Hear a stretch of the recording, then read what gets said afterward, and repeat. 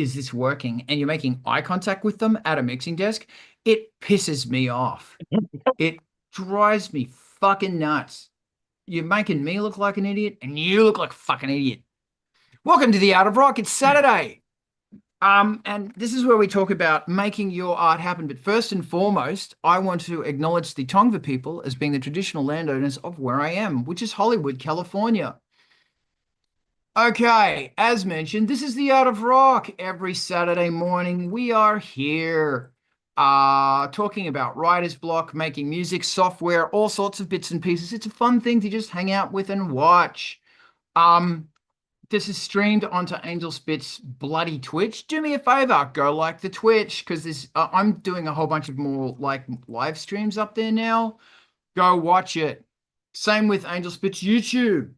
Go like that as well. Whatever.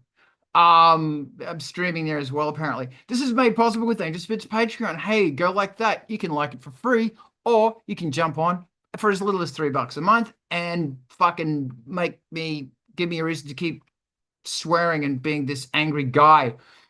I'm not that angry. I'm wearing my Vulture t-shirt. Woo! I had a big conversation yesterday with somebody about the K2000. It ended with bloody fists, I'll say. Go like and subscribe to Vulture Culture because it's awesome. Deep dive on synthesizers. Adam, good to see your face. Because it's just bloody awesome. Adam, FYI, is a part of the fantastic thing called MTV TV, to whence, g'day, D. We will be streaming to after this fine conundrum for 2 hours. They also, if you've got a video, go send it to them and they'll play it. And if you're looking for your new favorite band, I promise you it will be on MTV TV. They also have a Patreon. You should go back that.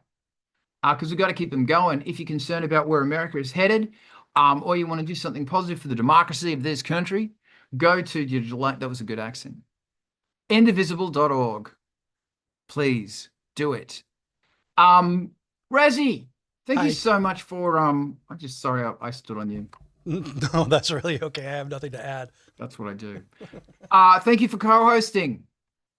Sincerely, thank you so much. And today, at various points, these amazing humans may or may not be jumping on. So go listen to some freaking music. In fact, I should really pimp the Industrial Incisions playlist because I haven't for a while. So if you want to hear some amazing new music, every time myself or somebody from fucking Angelspit's Patreon releases something, I put it there. So go listen to some music, and it's mixed in with some old music. Insectv, welcome. Diana, welcome. Okay, we're kicking off this bloody craziness now. Razi, tell me about covering a song. But no, I had a question. I don't have answers. That's the wrong. I can't. I don't even. If I had to, though, I finished recording this week, and I've been doing these covers on Patreon. That's been like the private way of releasing them for no pay, which isn't necessarily a legal way of doing it. But it's, good exercise and it's fun to do. And I also have a bunch of them that I've just never released. So the question came up, to put it simply with a complicated preamble, how do I do that? How do I release a cover song? It's 2026 now, and I don't know how anymore. Okay. So DistroKid, if I can, they have a thing where you can just type in that it's a cover song, and they'll take care of all that shit, and you pay them. I think it's like $10 a track or something, and they will take care of plugging X into Y into Z, assuming that it's only digital. If you don't do physical, for the love of fuck, just don't do it. Because there's a whole bunch of fart assing around. Well, the physical release is the one that I know how to do. That's like, all right. As Adam joined in the chat to say, Harry Fox Agency was the last time I did this in '94. I just paid them the statutory rate, and I said how many I'm going to print, and I gave them $11, and that was it. I probably never sold more than that. Everything was cool. And Gordon Sumner got my money. Yeah. So that's interesting. This brings us to another side topic. So did you want any more information besides that? Yeah, DistroKid. So you go to your basically your DSP, your what's your word for it? Your distorter, Yeah, your disturber, aggravator. aggravator. There, Aggregator. go to your digital aggravator and you just tell them it's a cover, and they deal with all the licensing and all the royalties, distribution. And do you know if that limits the reach of its distribution, or do they have the same channels that it gets to when you check that off? Same channels. And not Cool. all of them do it either. DistroKid do it and they do it quite well. For sure, mine does not. Like, it doesn't have a checkbox for and do the licensing. It does. It's like just no Yeah. covers at the end, which I think is Um, the same with like Bandcamp and other places you might drop these. yeah. So joy to the fucking world. Um, yeah, does that help your bloody question? Yeah. I mean, this is the kind of thing where I'm going to have to consult for real, like different prices and what the response obligations are when you pay the annual fee. They take it out. I go with a distributor that is royalty split. They take a percentage rather than the annual fee, just so I don't have to think about it. Like, they do the calculation and I don't have to replenish an annual fee to keep my music on the services. That just works with how I my volume and preferences for keeping track of stuff work that way. But I'll take the answer that basically digital distro, check the box, be done with it. Yeah, be That's cool. gone. Ivan, what are your thoughts on this horror? This is a lawyer question because in the end, it always is. Yeah, it is, but that's a good thing Uh, about. I'm Miss sorry, Chris- no, your floor, go. Miss Crystal does have, videos on YouTube about releasing cover songs. Apparently, if you're just releasing to YouTube, and TikTok, it's fairly easy. As soon as you get like to like actual distribution, through your DSP, um, then it becomes more complicated, and God help you if you want to actually like release physical media. That's not the complicated part. Everybody wants to make that the complicated part. Pressing discs and moving them around is more complicated than checking the licensing. But Well, yeah, no, but like the licensing to do that is what becomes complicated, because you need different licenses if it's a physical copy. Because the industry works that way. Not always friendly. like you said, it's definitely a look it up question I for guess. experts. The rights that we're talking about are still sync and mechanical Yeah. for the publishing side for this thing, because obviously it's a songwriter, not the. I mean, you know, let's. There's no reason to throw a lot of word salad around that I don't even understand and can't remember, because it is a None of us question do. after all. But I'm inclined to go with Karl's first statement, and that's just keep it simple and get a distributor that supports doing Yeah. this. Oh you. yeah, no, I if think there's that's one cool. that does it, then use them. Yeah. I'm gonna look it up. Cool. Happy I mean, joy, and thank you so Yeah, much. that'll do it. Ivan, while I've got you here, tell me about saving those sketches. Conversation. Do you see how I just like sidelined into that conversation? Yeah. Tell me about the importance of saving those sketches. Yeah, never throw anything away. Like data is easy and cheap to keep. And like, so you're sitting around on a, Thursday night and you mess around with, like a new drum track or, some ideas, and you sketch something together, and then, you shelve it because you've got other things to do. Don't unshelve it into the trash. Just keep it for later, because eventually later is going to arrive. And you'll hit that moment where like, oh, I don't know where to start even. And when you hit that moment, going back through your back catalog of stuff that you haven't done anything else with is suddenly super valuable, because, what you will hear is inspiration. Mm. And like I went a whole lot of this last year, not just not being able to write anything. And since I started being able to function again, I have really been leaning hard on my like back catalog of unreleased stuff to, find the what turns out to have been some gems hiding in there. And those are going to take me a long way right now, at a time when I need that the most. And as it turns out, also a bunch of it quite inspiring all on its own. Brilliant. Yeah, thank you. Totally. Brett, what are your thoughts on this? I'll just add to what Ivan was saying there. That's actually why I save my files the way I do. I've talked many times about the X files. That's the whole reason.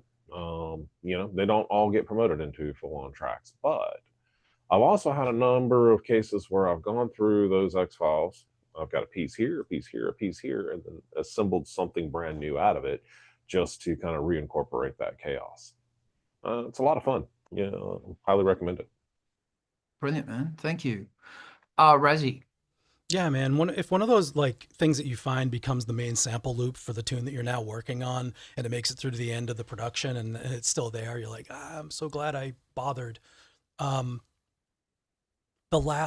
other sort of angle is like fully realized song sections, that I sometimes store. Like this will be from multi-tracked demo quality bunch of stuff.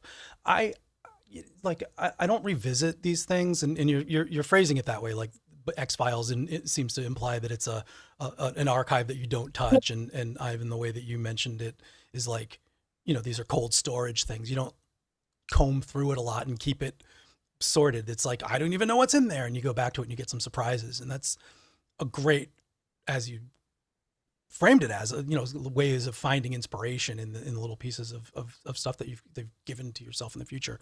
And indeed, the last album was a combination for me. My last one was like almost 100% finding mostly finished ideas and turning them into something finally. This has been around for 7 years. This has been around for a few months. And then a couple of new songs came out of it, which were entirely novel, but there were like a lot of that whole gamut of, I have a lot of stuff. I'm going to spend some time now sorting through it and listening and trying to find moments and put it all in a long timeline or just open the files one by one.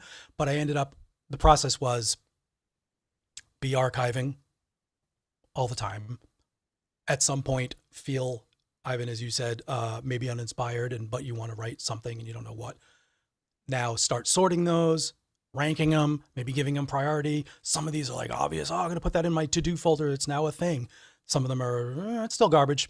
Don't throw it away. It still goes back in there. Maybe don't even mark it because you might feel different later. You don't want to influence future self. But I ended up with then maybe 20 or 30 song ideas and short bits and noise inspirations, and got that down to probably like 10. All 10 songs, or at least 8 of the songs had a track that was like, okay, this is what you're doing. This is the instructions for that song, even if it's just a short clip on some of them. And, there's a few tracks of other inspirations, but there's that one, like, here's the idea for this song, stick with that and don't go too far astray. So that was a cool process for me, more than other times that I've done it. And I suspect I will do that again. If not soon, then later. But I like the idea of keeping the stuff around too. Bloody awesome. Thank you. Yeah, and Brett actually just shared his working files. Yes. This is so great. I have come to learn that inspiration comes when you are not expecting it. So have your phone ready to go tra-la-la-la-la into, or have pieces of paper that probably this fucking thing won't even let me show you lying around.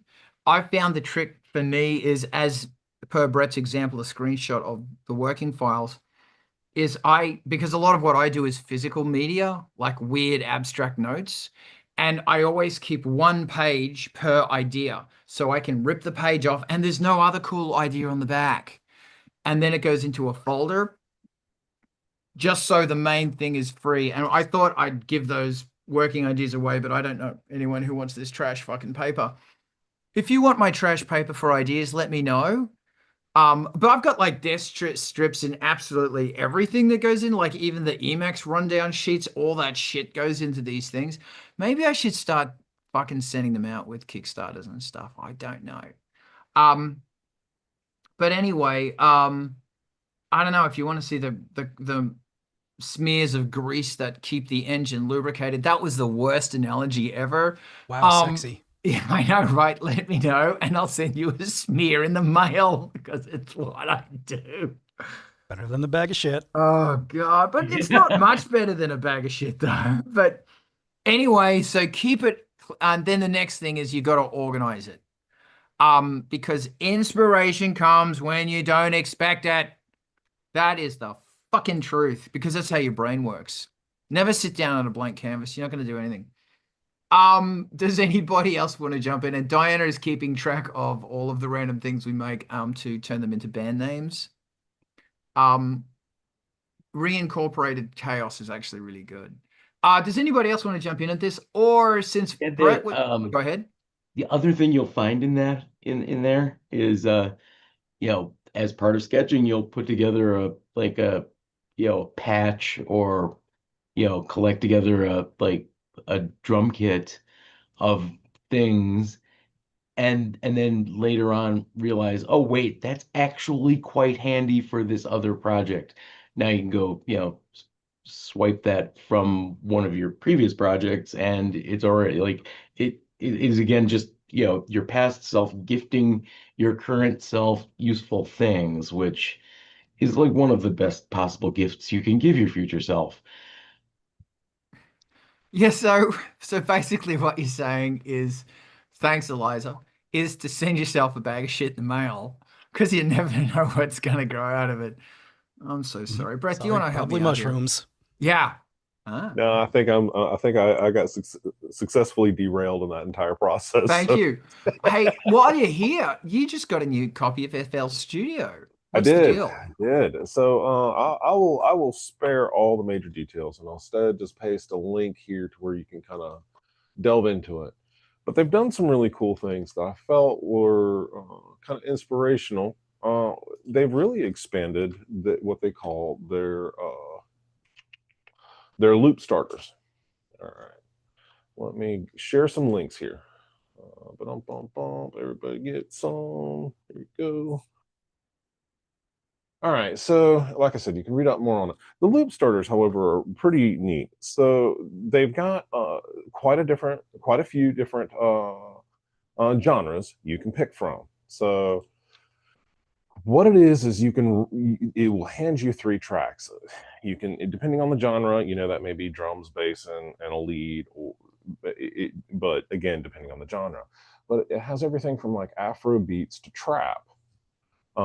There's probably 1, 2, 3, 4, 5, 6, 7, about 20 different genres there.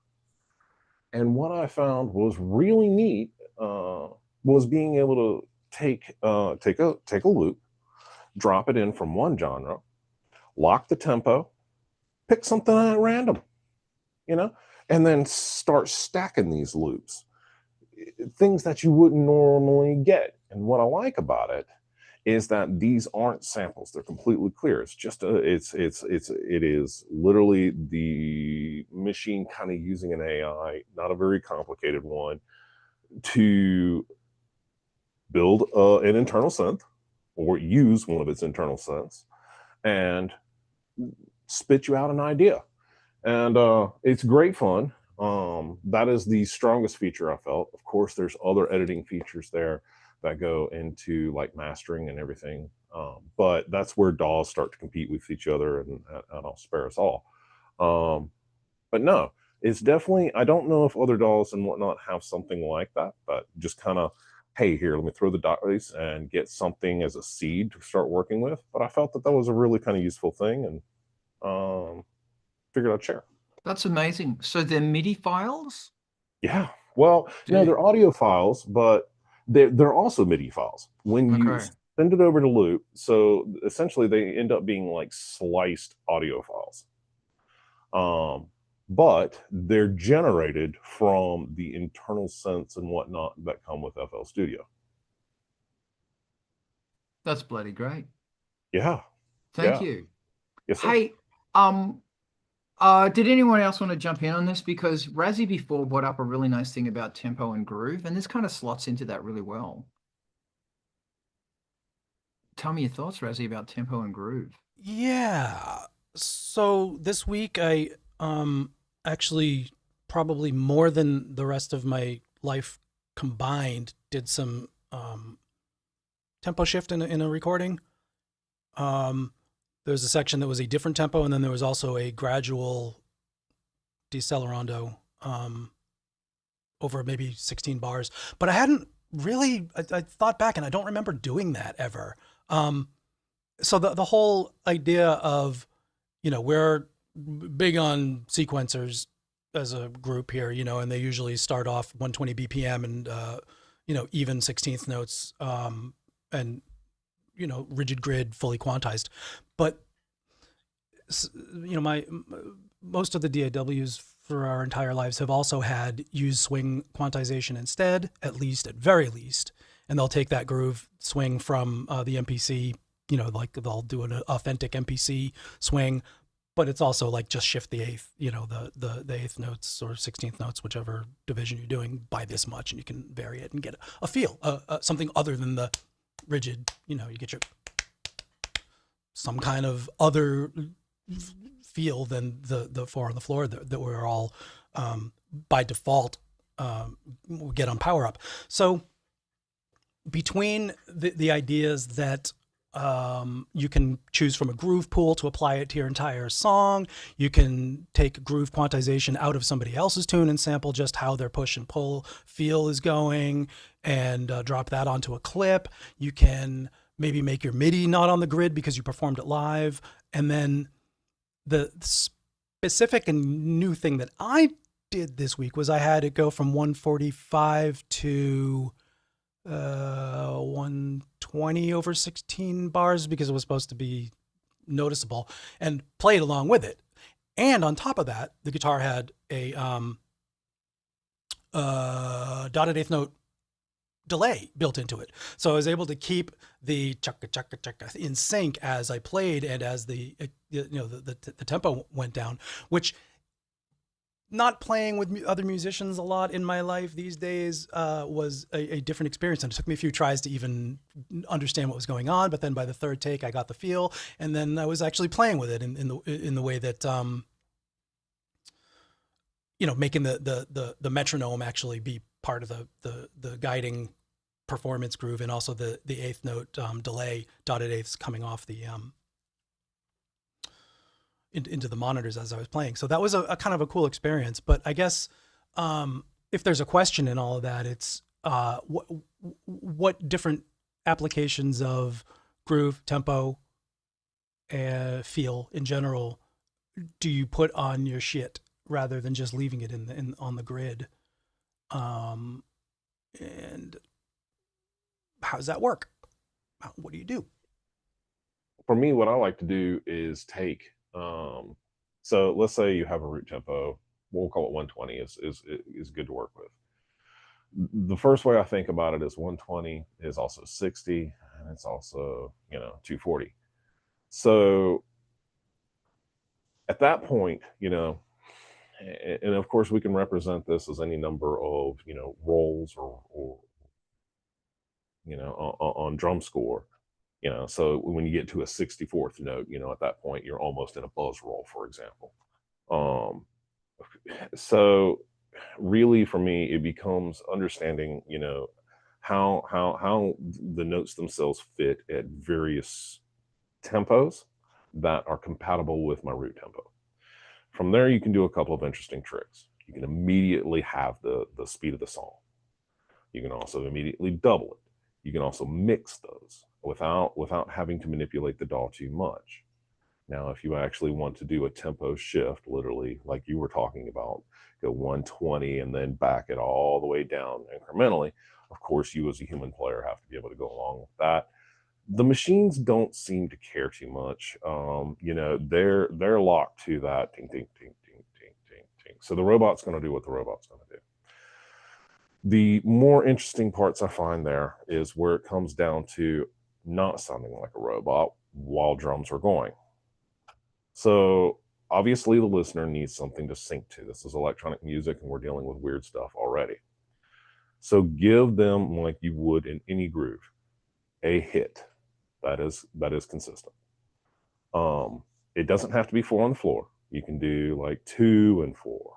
You can do it on the 1 depending on the sound. You can do it on the 2 or anything there that locks the user. After that, you can do a neat trick because you can start taking these sounds and pushing them off the exact beat. And when you do that, you start to emulate what a drummer does with ghost notes. Part of a ghost note is to help keep your time, but it's also to add flair. And just like on a drum kit, you know, there is an actual physical human delay between going from the floor tom and the hi-hat with your right hand. Emulating this is part of what gives it just enough slop to have a human feel to that groove. Otherwise, I found to manipulate that, take some of the sounds, take some of the hits where the listener is expecting it, and keep the tempo, but just reverse the sound. Because what happens is the hit of that same sound happens just a slight second off, and does some really unique things to it. Too much groove, you lose the user, though. Thank you. This is such a great conversation. It's a real challenge in the robot age, A, to go outside tempo, B, to have no tempo whatsoever, and C, I forgot what C is, but D, have several tempos going at the same time. And, you know, in ambient music, it's easy to do it, but I don't, and I should, to have several things going that are completely unrelated.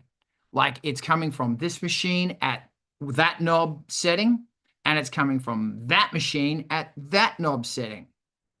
They're not synced.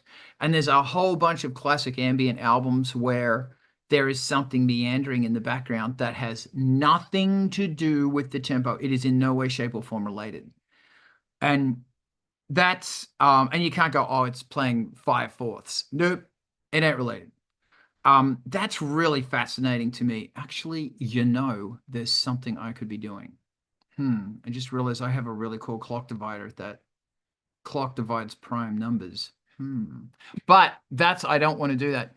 And it's a really similar thing in you know, if you introduce something like that into EDM, dance music, whatever, you start getting some very interesting things going on. If there's a little line that's had nothing to do with it, you start introducing fascinating things along. It's a sort of like the rhythmic equivalent to having a line that is not quantized to equal temperament. It's just random notes that aren't within the 12-tone scale.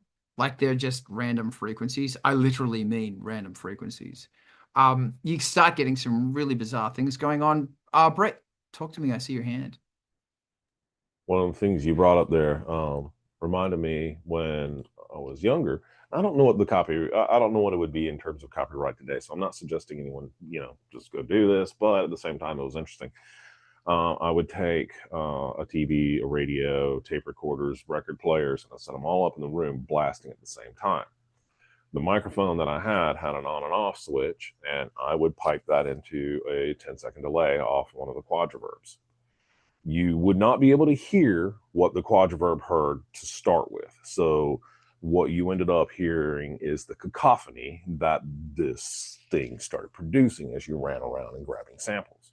We would take these and these recordings, we call them chaos tracks, and they would have a blend of all sorts of stuff, right? Mostly like sitcoms, news, and whatnot, and just stuff decaying through that delay. And we would mix these into highly regimented MIDI tracks. And we would do this to purposefully confuse what you heard as the tempo. And it became kind of a neat thing. And one of the things I thought of while you were talking about, you know, with ambient and having the dissimilar tempos is maybe one could grab either rhythmic or non-rhythmic noises out of the environment, say a train passing and you're listening to the tracks, just as a rough example, or whatever, mix that in as a tempo source and then layer the rest of the tempos over it. I approve of this message. Thank you. Razi, what do you think? I'm just realizing how like judgmental I've always been about things that don't adhere to the grid. I have these early memories of songs where before you could just turn your digital delay to say what tempo the thing is, or tap it in and have it locked. Like if they have a really long delay tail that kind of goes out of phase with the downbeat by the end of it, you'd hear that on the radio a lot because I guess it didn't matter to most people, or it sounded okay to them. But it was always like, did you know that was going out of time? Is that a QC issue or is it intentional? I think that, matter of fact, I think there's one in the air tonight, Phil Collins, where it's just like by the 5th or 6th repeat, it's already out off the grid. And it's like, that's not groove. So whatever this weird obsession that I have against letting things drift naturally if they're not necessarily supposed to, there's this idea of intentionality. And even if you're not comfortable, like me, understanding how groove works around the beat and how pushing and pulling really affect and how you can perform them, accents of velocity in MIDI parlance and volume and loudness in listening audio parlance can make a huge difference in how the groove actually feels, obviously, because it changes what happens on what beat. And even if you're sticking to a grid, that push and pull, you feel it just from these volume changes, especially in like a hi-hat part. I mean, obviously, if you think it through, really solid, stiff 16th notes on a hi-hat are very different than Tony Thompson's performance in everything he plays in a disco song. There's a different volume of every note, and he probably moves them around the grid because he's human. But even if you were to say extract the groove from a Tony Thompson hi-hat and just take the velocities, just the volumes, not the tempo fluctuations, because you're stuck on that like I am, you still get something really different than you started with if you put them all on 64 velocity even through the entire bar. And it makes it sing, it makes it danceable, it makes it feel like something.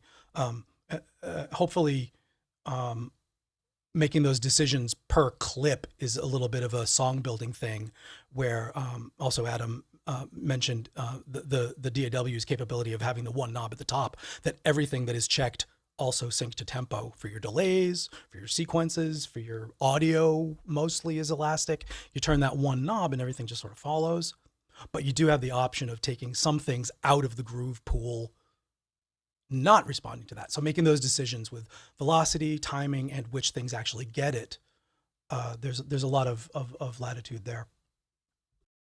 Okay, thank you. This is great because a fun thing, we were talking before about having a song that goes from 145 to 120.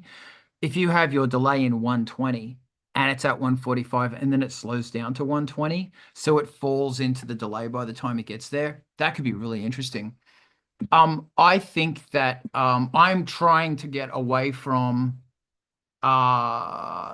strict MIDI tracked delays, etc. on the rare times I use delays.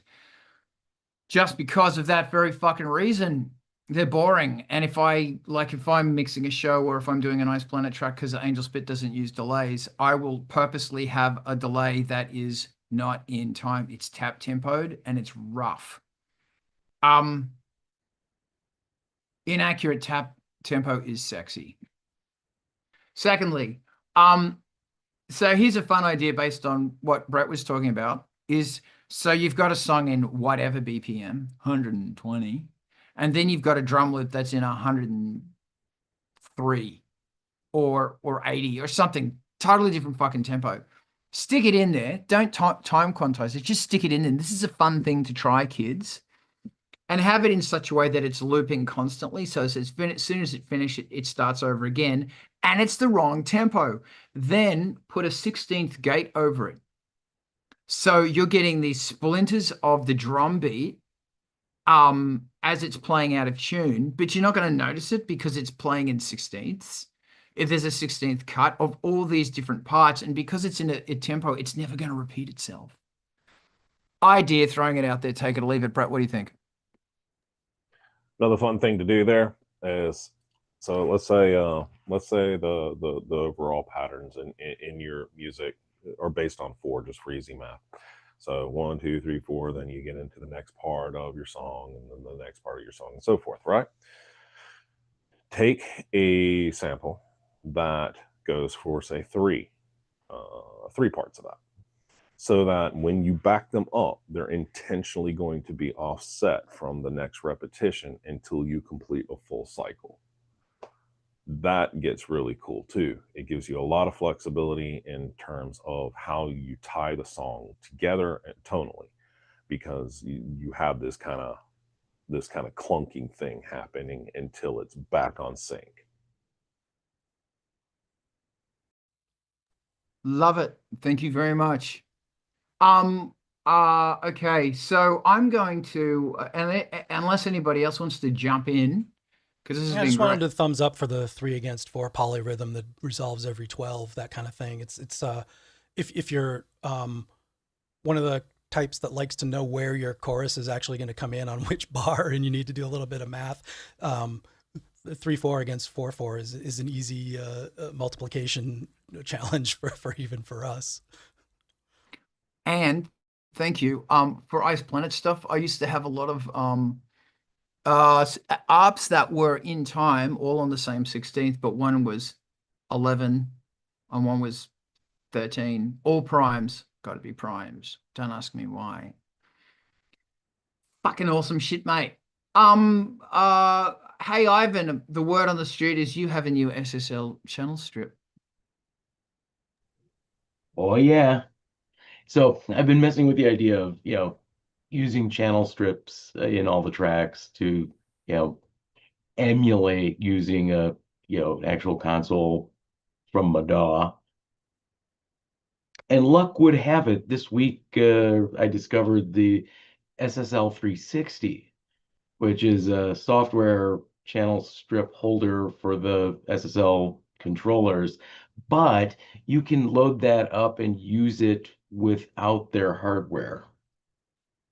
And so I've been messing with, taking this and loading it up with channel strip plugins to emulate having a full-on channel strip device here at home, which, once I get it working, is going to answer so many, problems for me, those primarily being, how can I, single panel mix a whole mess at the same time and see everything all at the same time, instead of having to, jump between windows, which is mostly what I was trying to avoid.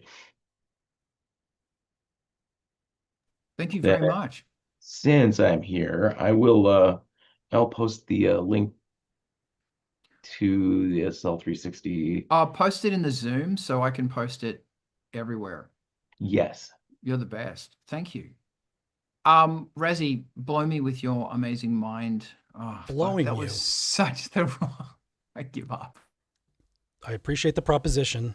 I'm going to decline just mainly due to the distance. But the thing that you bring up, Ivan, is like this, what created the sound of the 80s, like the SSL, and this is a workflow discussion more than like a technology discussion. It's like, yes, that having compressors available to you on every channel, and certainly gates to some extent, and the type of EQ, whether it's parametric or whatever.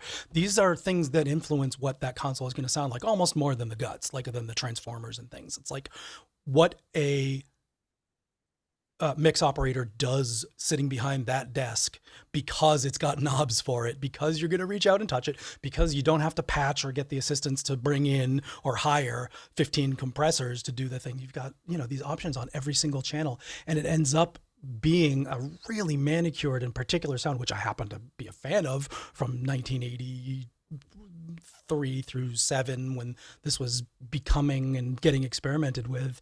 And I think we touch on like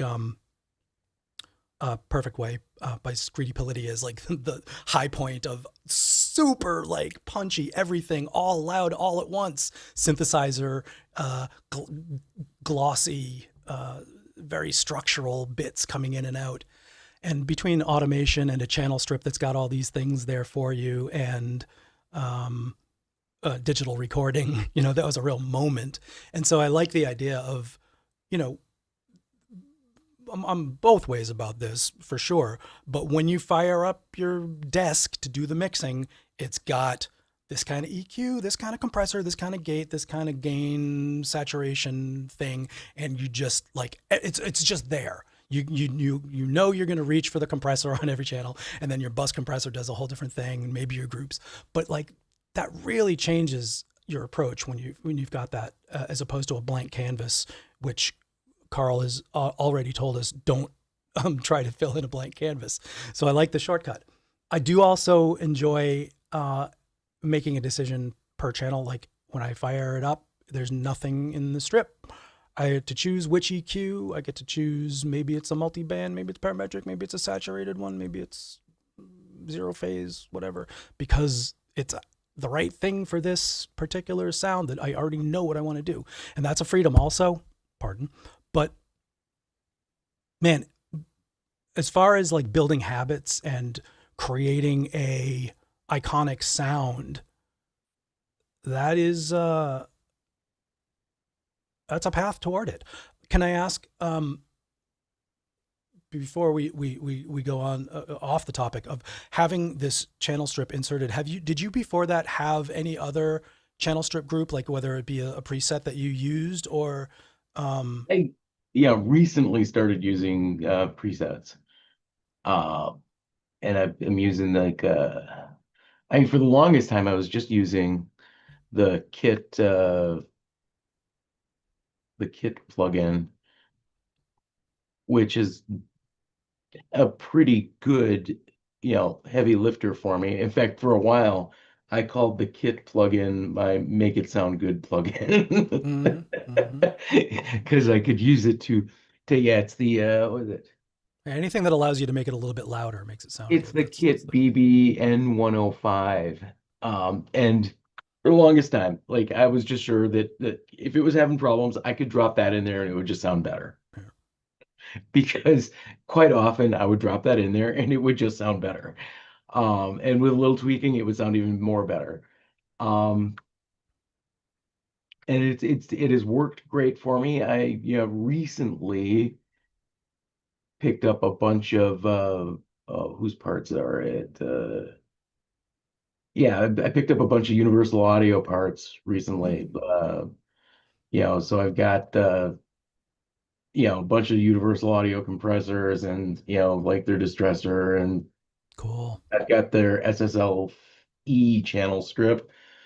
And I'm starting to get used to them, and I like them. And they do also sound, make things sound better. But being able to take those channel strips and put them into one place where I can treat that like a console has been the kind of holy grail for me, because it will make everything easier. And with the 360, you can take third-party plugins, so my kit plugin or the Universal Audio one, and you can drop those in there and then map those to the control surfaces, because they do make physical control surface that you can use to treat that thing your is software pretty at sick the too. desk. Yeah. And I'm very intrigued by these control surfaces, and someday at a later date. Fortunately, they're too expensive for you to really, really worry about it. That's at the moment they are, but there will come a point where I bite the bullet and below the $1,600 or whatever, and get some control surface situations handled. Till then, I'll use software. I'm fine with that. Yeah. And I'm really looking at this as just a way to make my workflow more convenient and technically more stable, because they'll all just be there, and either it works right away or it doesn't. That should fall into the land of game over, because it will just end up working. I have just to continue the discussion, I have never had a preset channel strip of any sort. Thinking about it, I don't own a multi-channel strip plugin. I've never made a template that contains what I want, and it's definitely not the shortcut. And I was just kind of wondering, before, Karl, you've already got another topic queued, I know, but Brett and Karl, do you have any drop-in, this is my channel strip kind of things, or does your mixer come up empty every time? Yeah, so I have something that kind of fits that use, but it's called templates. That's an FL Studio. To that regard, I have templates, for example, to bring up all the synths. I also have, and by the way, that's also tied in color coded and all that stuff into the virtual mixer as well. So that way, when I do anything, it all lines up and I can see what I'm doing. I have another one that is for like OBS Studio, where it does some of the different routing. Not quite the same thing, but yes. Thank you. I'm going to answer the question, then I'm going to hijack it. So the answer is I used to, but I don't anymore, because I'm trying to get out of process, so if I free myself from process, I can find new things that I can do with sound. There are things I typically do, but I'm trying really hard to get away from that. And it's difficult that the demands of audio requirements, etc., now demand that you do certain things, and that pisses me off. And this is Angelspit related stuff. Ice Planet 9000, who gives a fuck? I'll do whatever I want. But having said that, there are so many fucking very strict things that you must adhere to in ambient, dark ambient, and drone as well. Fuck those guys. I don't care. No, don't fuck those guys. I just don't care.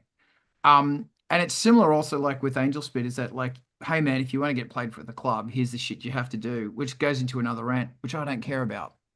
So the answer is no, I don't. Firstly, bring me back to Scritti Politti, because I'm going to go off fucking. I was at the center the other night, and we had to play something. And I said, play PJ Harvey, because she's awesome. Songs from the City came on, Stories from the Sea. I got that around the wrong way. I don't care. Great album, but then it played her new shit. And it was like, holy fuck. It was so good. It was like country, but not. In fact, I would call it epic country on the lines of Nancy fucking Sinatra. Like epic soundtracks to Morricone that never happened, with Tarantino, with PJ Harvey. And if you haven't, I don't even know what the album's called, but it's dope. It is to listen to it is so challenging. And I was listening to it thinking, wow, I need to change. I need to experiment more, because every episode it gets to fucking this. It was so good. This ties back to Scritti Politti. The track you mentioned, Rezi, what track was it? Perfect Way. Perfect Way. What album? That was what album? It was Cupid and Psyche. Was it? Yeah. Okay. Was that released in '85? It's in the title. I don't know. I really don't know. Okay. Yeah. The reason I bring this up is it's really interesting, is that starting mid 80s-ish, when digital technology and the desks started getting better, through to like 88-ish, early 90s maybe, there was a movement in rock and roll that I will refer to as lush. You know, Peter Gabriel's So, which was before this period, but it was lush as fuck. Scritti Politti, Cupid and Psyche. If you haven't listened to it, it's fucking amazing. Great album. Okay. Rob, we're sending you love. I just saw your thing. All our love in the world, Rob. And love to your daughter. So I hope that's all right. Yeah, Cupid and Psyche's amazing. Definitely bloody awesome. Can somebody type out Cupid and Psyche 85 by Scritti Politti? Brilliant album. I think the next one was really good as well. But my point is that at that point, a movement in lushness was coming, and it wasn't just the big sweet reverb. It was the production, and it was the detail and accuracy. And that all went away with grunge. Thanks, grunge. Never really came back.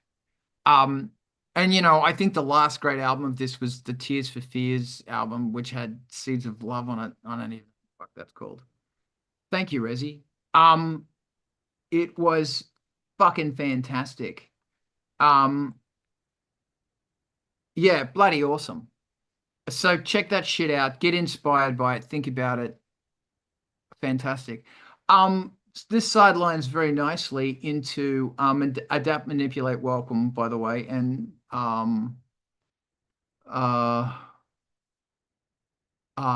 suffer.exe, welcome as well.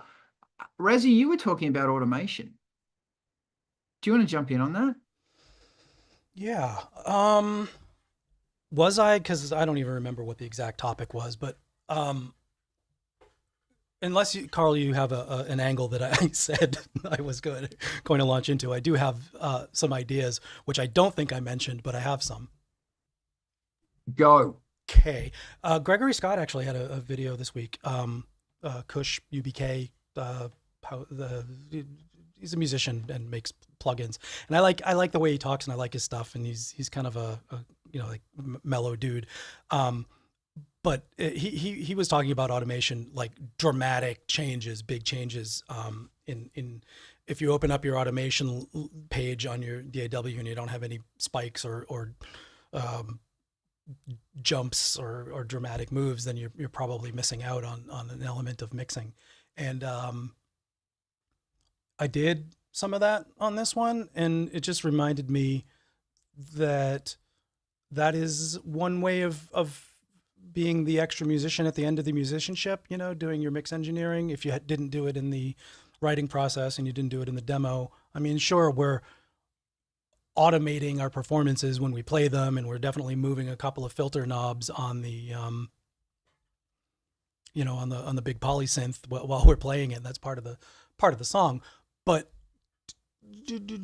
at the mix level, doing some volume changes, some EQ drama, and one of the things that I adopted for this mix is, instead of turning up the one thing that is getting lost, which is probably the lead vocal, turn down the other things that are competing with it, and do it a lot. And like, maybe you're not taking them out, you're doing this as a mix engineer, not recomposing the song. But if you take a couple of tracks, like if it's the guitar that's competing with the vocal, and it's the bass that has a whole bunch of mids and uppers because it's an electric bass, and it's the drums, and you take the guitar down 1.2 dB and the bass down 1.8 dB and the drums down 1 dB. Those are small changes for the individual instruments, but as an accumulated group, there's some frequencies that just went down roughly 3 or 4 decibels and gave you a ton of room for the things that you didn't move, which, duh, I mean, yeah, that's how it works. But it's nice to be reminded of these things once in a while. And indeed, I did hit the A button and looked at my automation tracks, and some of the instruments now have 5 different things going on to do a thing, and there's a lot of moments in the mix, and it was satisfying. And I think it's pretty good, because now when I listen to it, I forget where the automation is, and I hear an event. Oh, the bass is audible there because it's doing a thing. Cool. Yeah, I don't know. I really, honestly, Karl, I don't know where automation came into things that I was going to talk about, but that did happen to be on my mind as timely for the week. Brett, did you want to jump in on more about that? Yeah, I mean, I use a good bit of it as well. I mean, I guess into that regard. So typically, the way I'll use automation is I'll get all the on-off note data into the DAW to start with, and then so usually when I've done this, I've already been jamming to it, and I've already been doing all the knobs and everything like that, and so I have a good idea of what I want the final sound of that to be. So the recording process for me, instead of worrying about all those knobs, is I worry about the note data. Play the notes, get that into the DAW. Then I'll come back as an automation track, and which I'll actually record the sliders and everything that manipulate the same synth. So that way, when you play the whole thing, it actually does that, the way that was in your head. The reason I like doing that is because it does actually separate the automation track from the MIDI track, and it makes it a lot easier to edit. You do have to have them lined up on the same screen, but you can sit there and just have a place to compare, tweak your values however you need, left, right, up, down, forward, backwards, it doesn't matter. And then I'll do the same sort of thing with samples, cuts, and everything like that. Mixer tracks as well. There are times in which, you know, a particular sample may be great in one place in the song, but when you try to do it like towards a bridge or a break, it becomes too long. And so one of the things I'll do there is I'll actually program an automation to kill the mixer track for that sample at that point. And it'll actually do very similar things to a lot of the nicer desk mixers where, you know, you can actually see the fader, you know, moving and all that good stuff and see the buttons moving. Only it's all in virtual space. And so it still gives you the same sort of representation, still is the same sort of automation at heart, but it is very much, you know, goes in line with what you were saying about mixing to that point. Usually when I'm focusing on a specific synth in the recording process, I'll have it pretty loud. But 90% of the time after that, once I have all the actual instruments recorded, I take everything down to where nothing hits basically minus 3 dB. And I'll start messing with it at that baseline. Nothing hits yellow, therefore nothing hits red. That way I can start to tweak into that space, but I'm already at a place where you know, and I can obviously crank up the monitors in terms of volume. But what I'm trying to do is start from the beginning in my mixing to prepare for mastering. And so give the mastering room. And it's a lot easier if you just approach it, you know, from that standpoint, you know, with those lower volumes and get all your automations right without ever spiking anything. Bloody awesome. Thank you. From Adapt Manipulate, welcome, by the way. Should I never use automation. Should I? Yes, you should. Oh, well, you should fuck with it. But there's also sidechaining, which is another thing as well that sometimes does it super easy. And sidechaining is great because, as Dee just said, sounds you like build up in the audio landscape eventually from the bottom. Yeah, totally. So here's a thought, is that volume automation is great, but also remember automating a filter. And that can be like a global filter that's happening in your DAW. Like you might have a bus. I always have a sideline bus.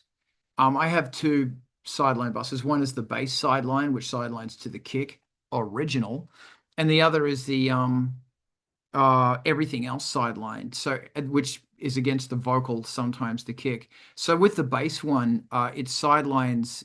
It's not pulling the volume down. It's sucking out the subs, specifically anything under 120. And I found a thing in Cubase now that will actually side chain to that specific area. So it's still pounding away, but it's sucking the subs out by like 12, 18 dB. Not fucking around there, kids. So that kid can just pound. Maybe 18 dB is extreme. Maybe I should do a bit less, but anyway, whatever. Yeah, maybe I should do a little. But the vocal side chain is predominantly volume. And some cool thoughts is that you can be automating either when the vocal comes in, it pushes the volume down and then slowly pushes it down, slowly pushes it back up.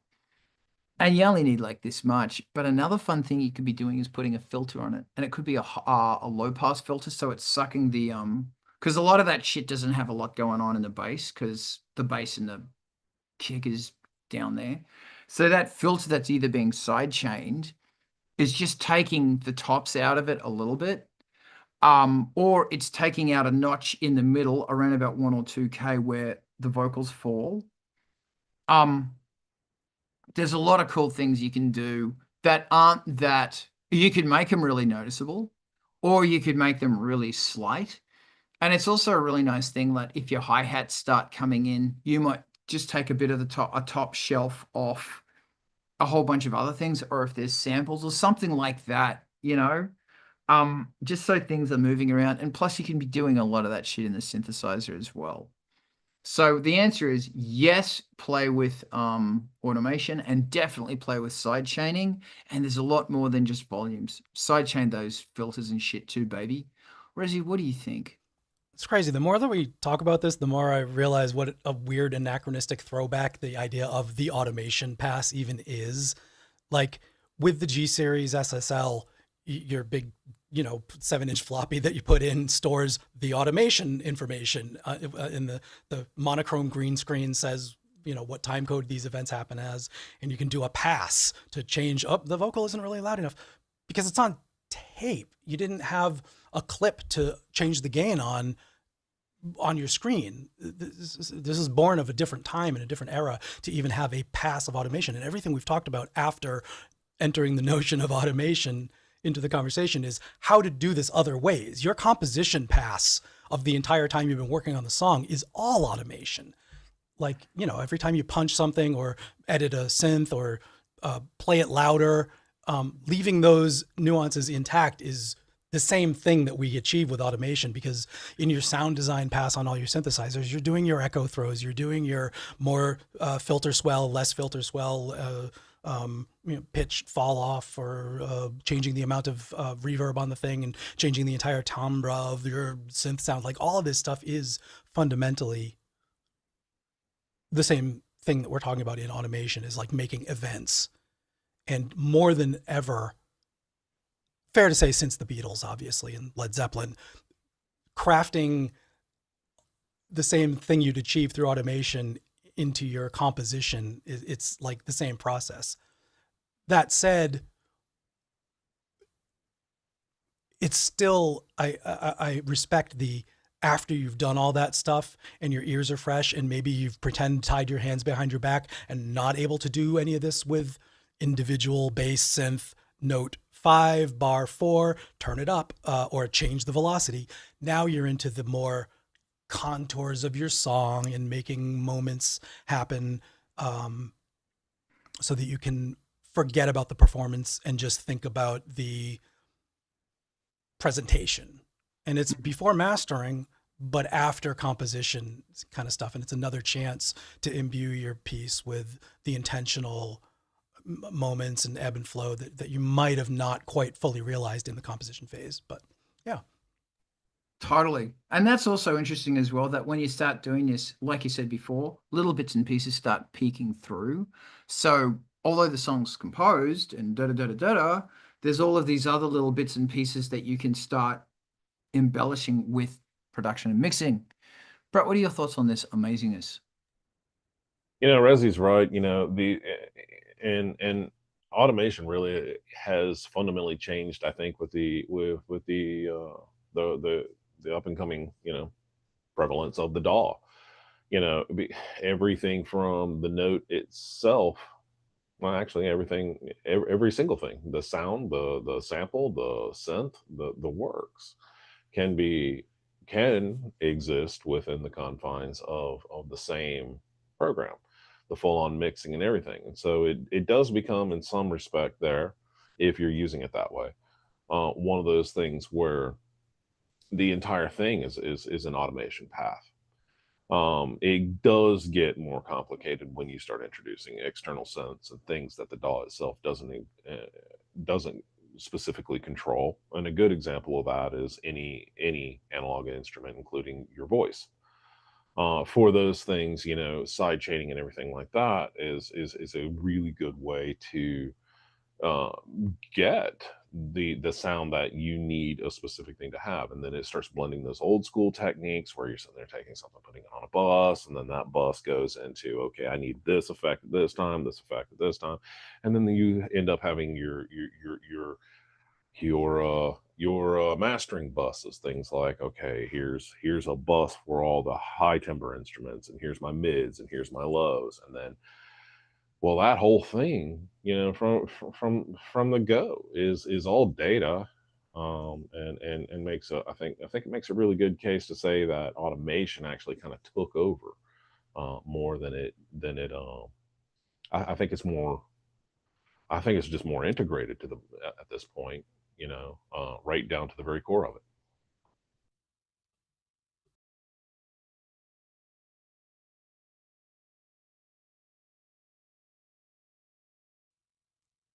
Did we lose audio on Karl there?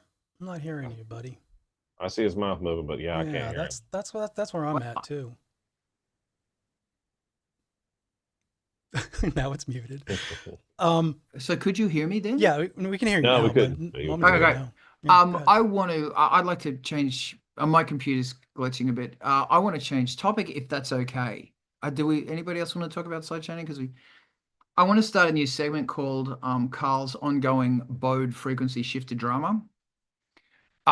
So I don't know if you guys, I told you, I just don't remember because it's a blur of panic.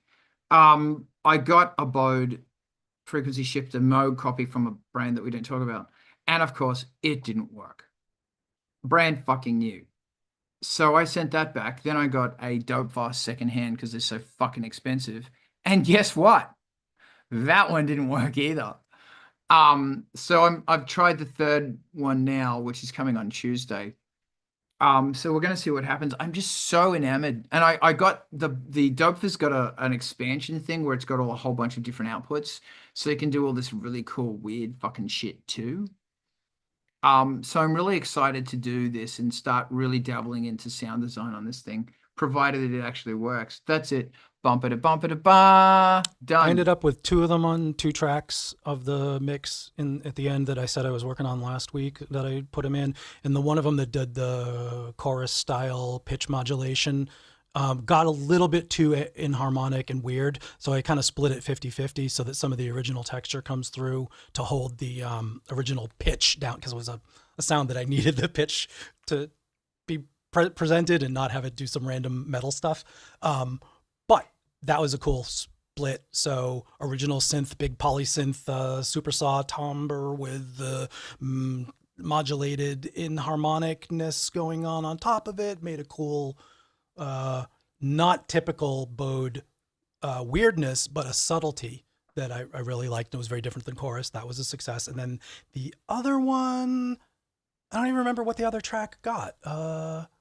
Fuzz, Harry. Yeah, I put the stank on it with that thing and left just the harmonics in it, and did it in the stereo split. So it was phase polarity, out of phase, left and right. And I don't remember if that was like pitch polarity phase or just, it must have been, yeah. So what it was doing down one and up the other, and then something down the middle, and it ended up with like, real roughness and texture on top of the sound. That wasn't present in the original. So that was also successful in stereo widening. It's cool. That's very interesting. And it's going to be interesting to fuck around with, like if you distort the signal, then put it into the BODE, because the BODE's I did. Yes, absolutely. I'm using Roar, the new Ableton saturator. Starts as 3 channels, low, middle, high, with different saturation things, a little bit like the Craig Anderton distortion. Anyway, yeah, I roughed it up with the distortion too. That'll be interesting. Yeah.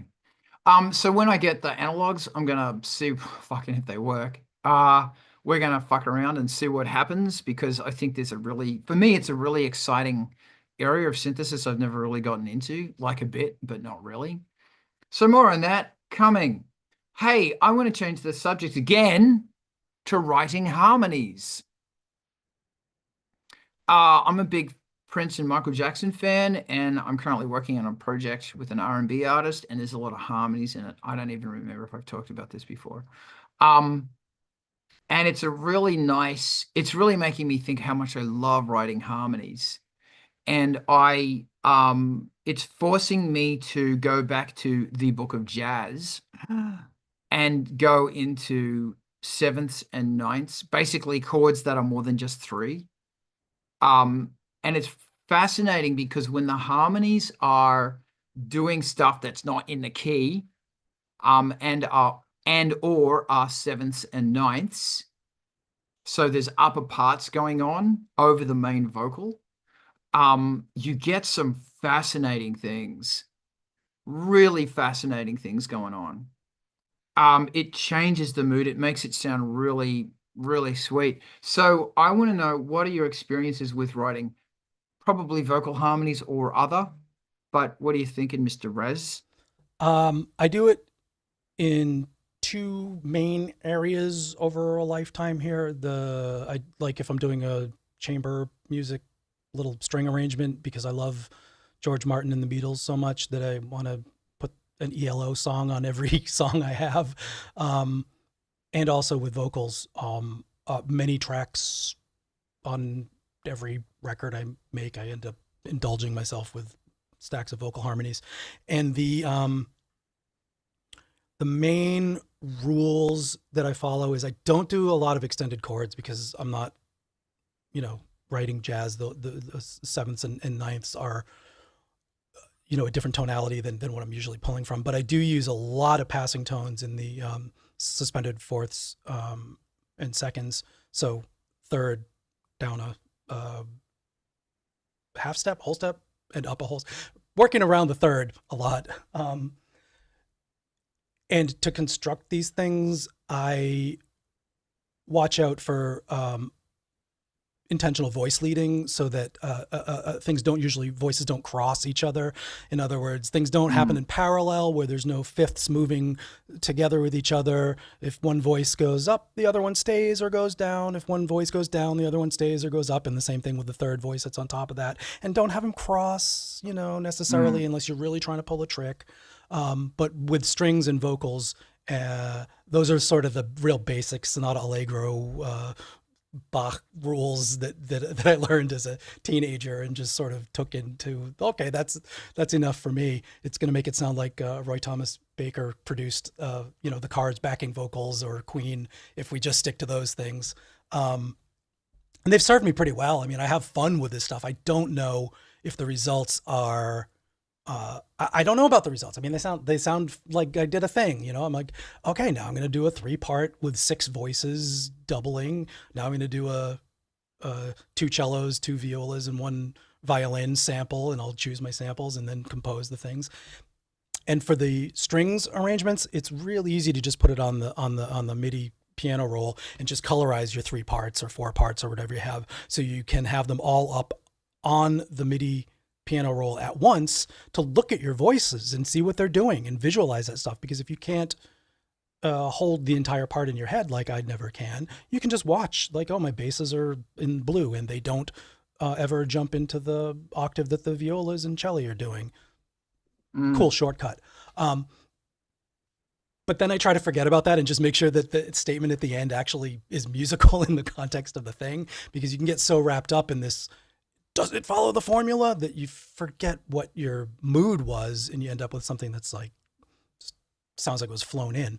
And the same with the vocal stacking. I do that just by ear, but I'll look at the chords, and I'll check the chord tones and then do the sort of suspensions and mood notes, that support the lead vocal. And sometimes it takes over and it ends up sounding like not the lead vocal is no longer the lead. And sometimes they're definitely back there and just supporting for texture. And there's a lot of choices to make there. But those are the sort of high level and a bit of nuts and bolts about the 2 areas that I do a lot of harmony work. Outside of chord progression harmony, like, tonal harmony. This is the harmonizing parts kind of stuff. Some great comments going on. I think I really I want to encourage everyone to get a bit of education musically, know about sevenths, know when to use them, know about fourths and seconds and all that shit, and ninths. Know about majors and minors. Just know about it, because so being a gifted musician or an able musician without musical training kind of gets you to here. Makes you a good street fighter, but having an education gets you to here, and that's going to make you Bruce Lee, and it's also going to expose you to a whole bunch of ideas and thoughts about the mechanics of music and why stuff is manipulating emotion, etc., the way it is. And that's I follow various people on the social media bullshit who talk about harmonies and stuff, and they do stuff I've never thought about. Like, there's this one person I follow, and I don't even know their name, that would said, okay, well, we're going to play C major 7, actually C major 9. But instead of playing C major 9, my left hand is playing C major, da da da da da da da, and my right hand is playing G. So as a result, these two chords, and he said, or they said, will be playing. They're going to be dancing around a tree playing. And it's really fascinating that when you listen to it like that, it creates this really beautiful idea of music that's just existing, not going chord, but it's going, really, really sweet. And that's a really fun thing, is that you might say, well, I want an E. I want a C major, a C7, C flat 7, C dominant 7. What do you want? Show you fucking thing up your ass. So that's going to be, that's going to be or 9. So that's going to be C major and G minor coexisting. And you might have this harmony thing going on where it's flipping between those two chords while somebody's holding down on it, singing a G, and this thing's happening. And then you might do something really crazy, and you might go to a E flat major, which has also got a G in it. And it's just that moment where it flips out of character, offers this tiny sprinkle of, oh, what the fuck's that? And you might only need to do that once in the chorus. It's ideas like that which you probably won't come across instinctively. This is where music theory can help you come up with a happy accident, or can paint a color around a certain thing that's gonna just for a moment make you go, wow, that's really fucking cool. Blah, Razi, go. The things, to put a fine point on it, what you're saying is the idea of tension and release, or, dissonance moments that resolve, doing them at the right time, and maybe knowing when to deploy them, and doing it with some sensitivity to what the song means. Like, that's the goal. And the other goal is to make it sound big. If you want it to sound big, and you put a stack of stuff and it sounds big. Different than sounding intimate if there's one voice doing the same thing. And you can, even without the actual harmonic backing, a solo voice can tune you, guide you through the harmonic structure that is implied by that one voice. You can still do that. It takes a lot of skill to write "Happy Birthday to You" and make it sound, like it's going somewhere. Twinkle, twinkle, little star. But those do work. And then when, you're trying to make other things happen with these stacks of stuff, hopefully it's in service of that melody, the main, the top line, the point of the thing, the mood of the thing. And when you do more with the tension and release, the dissonance and resolution in the moments of the thing, hopefully it's also in support of the story that your tune is telling, and maybe the lyrics too. I heard a version of Ella Fitzgerald, I think it was Ella, doing Jingle Bells, and it was fucking amazing. It was so good. It was so good. Because there's other things as well, like there's a whole bunch of notes in there that shouldn't be in there. But the person that did that arrangement, I don't even know if it was that, but it was Jingle Bells. The person that did that knew when to break the rules and when to fix the rules up again. The tension release of what the fuck is going on? Oh, now that makes sense.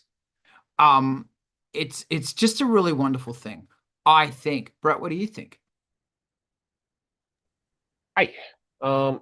So I was thinking that, one of the things you said there, about, learning, I think it's I think that it's important to continue learning. Where it applies to harmonies and such, I'm going to say that they're probably accidental. There have been a few occasions where vocally I've done so intentionally, but it's more for dramatic effect, which is kind of the point. But at the same time, there's another channel that I watch very often. She's an opera singer. It's a charismatic voice. You may have seen her.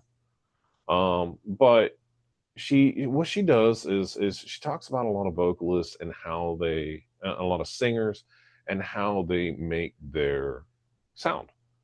And in that, there's a lot of things with harmony that are non-traditional that the human voice can do. And it's because of the different folds and things like that. And I find things like, here's an extreme example, like Mongolian throat singing is entirely harmony. It works against that the notes you end up hearing are actually a play between the shape of their mouth and The overtone series. yeah, the overtones. So and there's lots of things that we do with that instinctively, I think, as well, that convey that message very well. Anyway, that's just an example of continuing learning and maybe a different learning path that is also useful. But yeah. Excellent, and I thank you. And once again, I encourage you to learn whatever it is, throat singing, whatever it is, learn, throw yourself out there and figure it out. I want to change the subject. If anybody else wants to jump in, say now or forever, hold your peace. Bum. I thought we were going to sing some barbershop stuff as a little exercise at the end of that last one. Definitely, absolutely not. Okay. But thanks. I'm going to put your ear trainer here. One of my favorite, actually, you know what? I'm not going to, because my computer's being a prick. Yep, computer's being a prick. One of my favorite harmonies is in Nightmare Before Christmas, the three vampires who always sing this beautiful tritone fucking harmony, and it's really sweet. And also, that moment in Star Wars when it comes out of the intro fanfare and it goes into that great big, what is it, a fucking 9 sharp 11 or something, massive fucking chord. It's the Star Wars chord. And, shit like that. Know how to use it, know what it is, know to manipulate it, blah. So I've got a question. And it's regarding multi-track live recording. Because I figured out that I can actually do it. Because I'm starting to do way more live recordings for multi-track, live streaming recordings. So I can stream them and on a different computer and send the mix to fucking magic internet land. But on a different computer, I can do a multi-track recording to mix it correctly later, maybe in 5.1. And my question is, should I fucking bother? Because, and I know the answer is yes, but I want to hear what your thoughts are. Because it's really great that, firstly, it's great because you can go through and mix it. And I don't know. I'm sort of torn, but I know it will be a better. So of course I'm going to fucking do it, but feel free to talk me into it regardless. Razi, I see your hand. My answer is yes, but not to the detriment of the work at hand. If you're at all distracted by babysitting the record deck and it takes you out of the moment for doing the live mix, it's a compromise. Like, if it's required, the client needs it, or your artistic sensibilities require it, then figure it out. But if you're making a choice and you do actually have a question, should I think about how good you are at the live mix concentration game? Because I don't know, if in the middle of a 45-minute, 1 hour thing, you're going to drift and you're going to look at your text messages and you're going to miss a cue. And if you're compounding that by babysitting the multi-tracks, is it clipping? Is it still running? Did the machine run out of disk space? Looking at your levels, doing any of that stuff takes you away from that little 1 dB little flick that you got to do at the end of that. Oh, I missed then it's not worth it unless there's other reasons to do it. If you are going to do it, I had some ideas. I'm struggling to think of where I was going with it. In the yes side, a combination of giving yourself some head starts on the live mix side, with doing some ducking, let's say, and doing auto mix style stuff so that some of the groups are doing their own thing. So the live thing is attending to itself a little bit. But it really depends on the program. Like if there's a lot of multiple vocalists, or if it's just a rock thing, then there's two completely different answers for what I'd say. So maybe I can get my thoughts back together and you can elaborate on what you're going, or somebody else can jump in. Brilliant. Thank you very much. Brett, be that somebody else and jump in. I'm for it. I mean, I look at it, I understand what Rezi's saying there. I think though, if it's something that you can pull off with, relatively with relative ease, that it gives you a lot of abilities in terms of even sampling yourself, future mixes, things like that, just like you were talking about. Not to mention, it goes hand in hand with that whole idea of FAFO, learn. I mean, the worst that happens is you have more data. Well, that's actually really interesting, is that, and also a to-do list. But I don't know, that's the thing. Because I'm thinking, the reason I'm asking this is that it's it would make sense for me to start doing more Ice Planet 9000 live streams and multi-track record them and then release them. Because and you've got to record it while streaming. That's the rule I've put on myself, because when you stream, you think, act, and react differently. Something changes because it's a performance. So it feels like you're in front of an audience, so you think and act differently. And obviously, if you're multi-tracking it, you can go back in later and go blah blah blah. Fix stuff, mix it more better, fix everything together more better, and also export it as 5.1 or whatever. So yeah, there's that, because and then because then you've already got a video because you streamed it, so you can stick the two together and send it to MTV TV, and also do a version in 5.1. Does anybody use fucking 5.1? Why do I give a shit about 5.1? Like, really? Right? So I don't know. That's just where my very amazing brain. I don't see any advantage to live multi-track electronic music, multi-tracking rock music. Yeah, I guess for me, there's a lot going on, and I guess for me, there's level issues and all sorts of fun things that it might be a really quick mix, and you might listen back to it and say, you know what, this is crap. I might not do this one. I don't know. And you can also add shit on top of it, like vocals and whatever. Like I said, I don't know. Rezi, what do you think? I just wanted to point out the difference, if you're having any doubts whether it's worth it to get a recording truck outside the back of the arena, the difference between the things that people post on the grams the next day from their phones and the live version, that the official release that came out, they're different events entirely.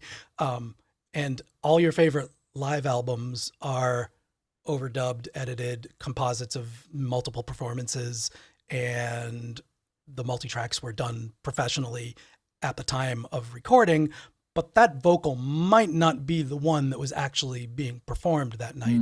And that's part of the magic, the artifice of the live album. And a little bit of a throwback, because I'm thinking of like Live at Budokan and Kiss and Ozzy albums more than I'm thinking of anything modern. But because the multi-tracks are already playing now, like that the live performance is the multi-track version, and there might be another vocal going over it between the songs, but really you're already listening to the multi-track version. So the question gets a little bit convoluted. Wanted to bring it back to what I was thinking before, and that is, Karl, as you were saying, the performance is different when you are live streaming.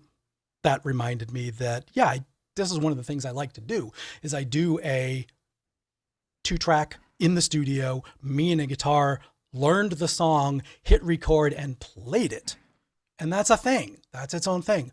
But I recorded it. I mean, I put it on multi-track because I might not get the take that I really wanted. And there may be an edit in that performance that I just sent. It's still two things of me with a microphone and a guitar, but like I can't hear the amount of echo that I put on my voice while I'm singing. I can't hear the EQ on my voice while I'm singing. And it's nice to be able to like do that as a second step. So in a simple way of making voice effects, stereo guitar effects, and guitar, maybe it's 4 elements or 2 elements if you just consider it that way. Multi-track it. It's 2 things. Why not? Part of the hitting record button is not just go live and stream or do the thing. It's capture the entire event. And yeah, OBS gets the stereo bus, and then the matrix is sent to the multi-tracks because that's where I'm working, and it's all just part of the workflow. And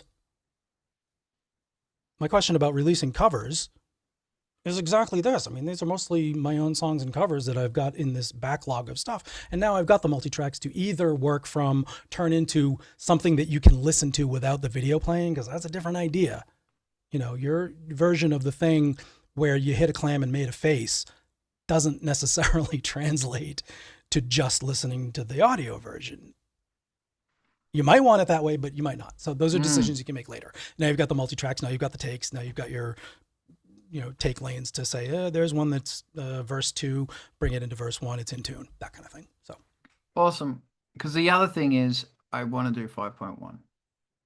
And I always question who the fuck has a 5.1 set up anymore. I mean, I set an Atmos like rig up with as many speakers as I can find about 1.5 years ago, and I just took it down. I'm like, yeah, okay, now I've heard a couple of mixes. I don't have a tuned system, I don't have an expensive system, but I have enough channels that it's left, right, up, center, subwoofer, I think was about what I managed, which I think is maybe 7-ish, 0.1. And it was enough channels to listen to Giles, the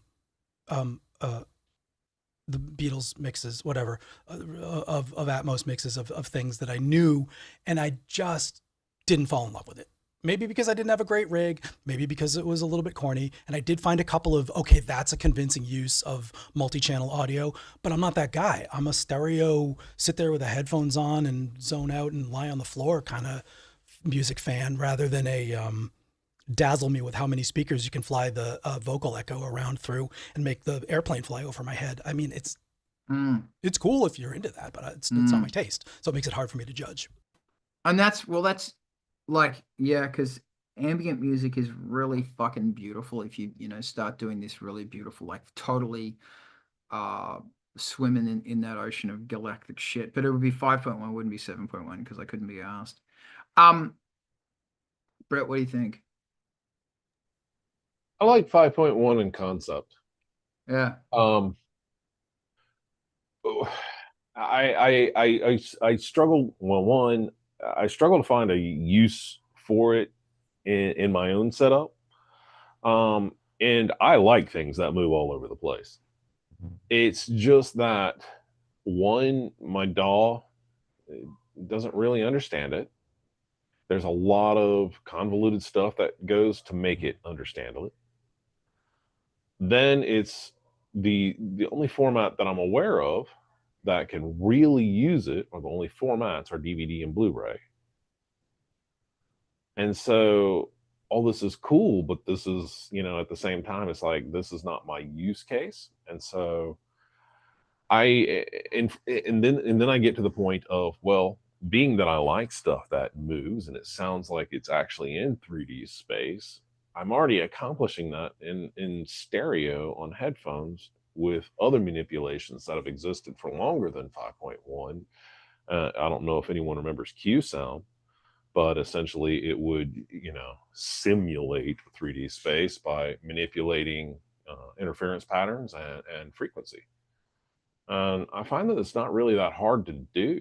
If you want something that sounds like it's coming at you and over you, while you're doing a pan, you can also do kind of a filter sweep on it, and it does a very good job. I love it in concept, though. I love the idea that, okay, this speaker is dedicated to this group of instruments, and so that you're in a theater space when it plays. I go back and forth. I like it in concept. Thank you. Rezi, what are your thoughts? I just wanted to also go back on my reluctance to say anything positive about multi-channel audio. It's not as complicated as your DAW doesn't support it kind of thing. You might not have a 3D panner tool in your DAW, but if you export the steps and go into an Atmos app, I mean, I don't know, maybe you have to get a cracked copy or you have to grab Logic and an Atmos plugin. I'm not even sure what the tools are. You can just spit out your stems and things that you know you're going to want to channelize instead of doing it from the raw tracks mix in the session, and get a really effective multi-channel experience that way.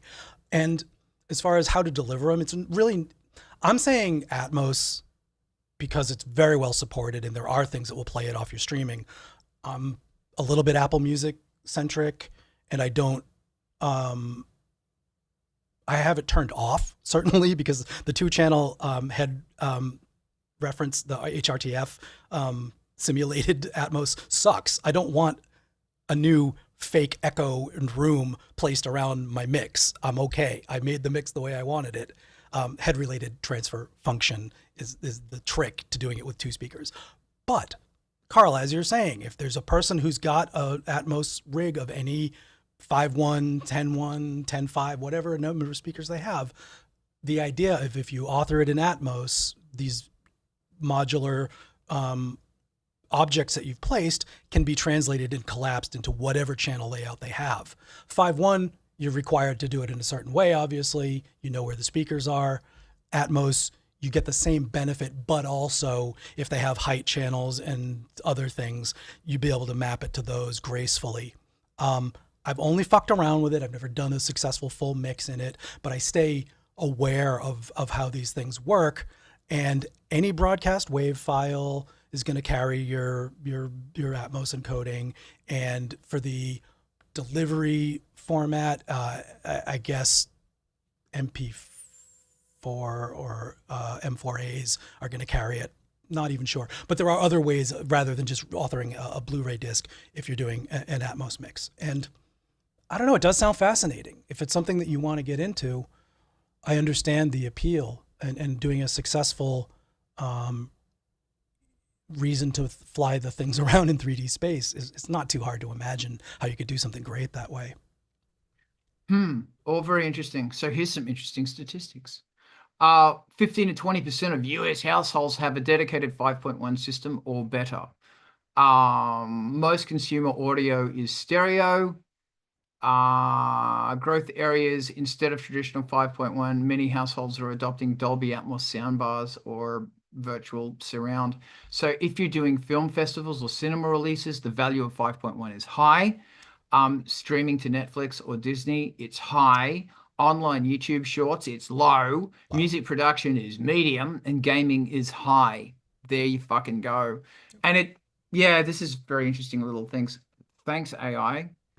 Yeah, I don't know. I'm still I've got this bee in my bonnet that I really want to do it. But my whole question is, how many people in my direct audience have 5.1?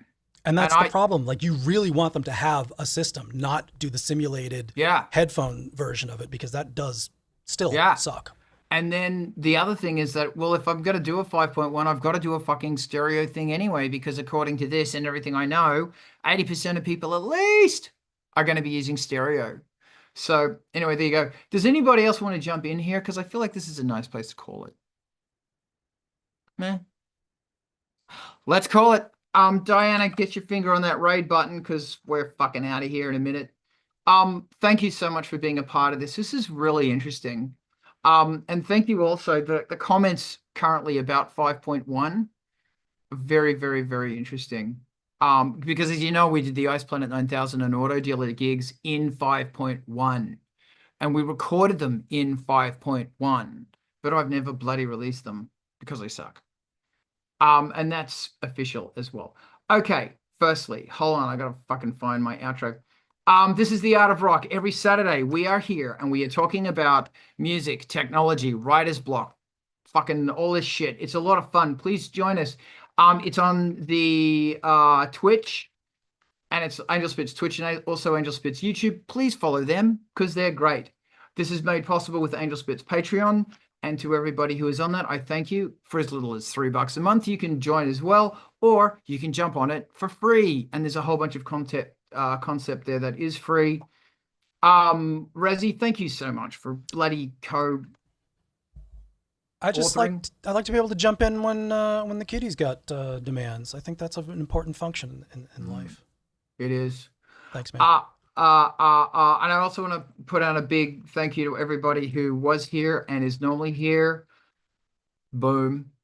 And hey, also, by the way, the Drake's GoFundMe is still going on.